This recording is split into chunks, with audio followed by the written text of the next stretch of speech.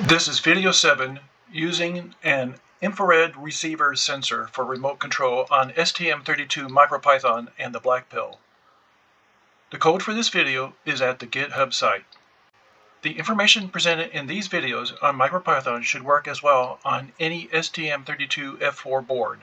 All code examples have pin definitions at the beginning of the file to allow the programmer to alter as needed.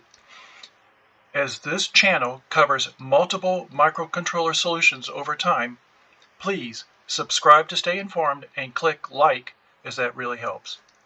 In this video, we are seeking how to use an infrared receiver sensor for remote control. The IR1838 sensor is useful for receiving simple single-byte commands from a remote device. The STM32 can receive the code and perform a routine.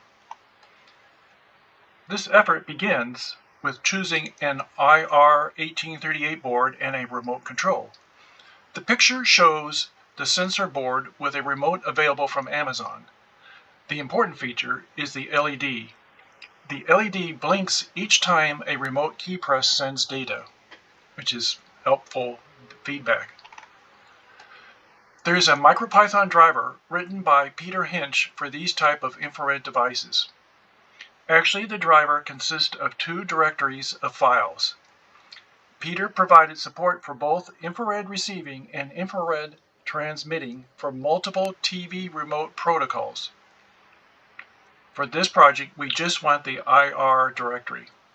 The STM32 F411 baseboard includes a dedicated IR1838 port and a signal header. A cable is connected between the IR port header and the sensor board. Any STM32 pin can be connected to the IR signal pin on the signal header. Let's choose pin PB10. As mentioned, the driver supports multiple protocols. Drag both the IR_RX and the IR_TX directories to the flash folder on the STM32. Make sure your remote has a battery and is nearby. Now, let's open the file bb_test_ir1838.py in Thony.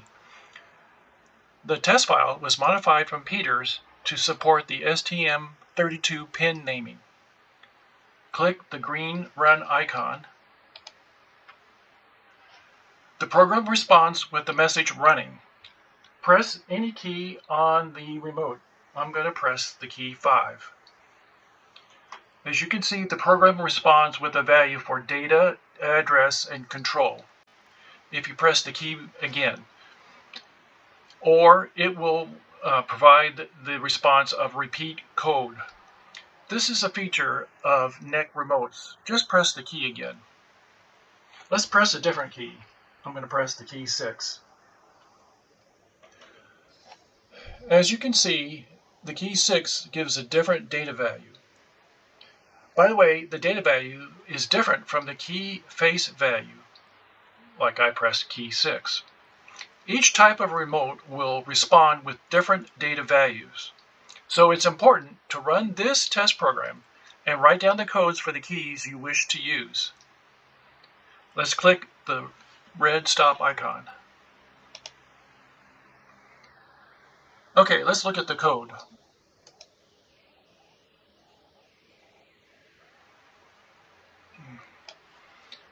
Here is the IR variable. It is used in specifying the classes of protocols, and we notice it calls a callback routine called CB.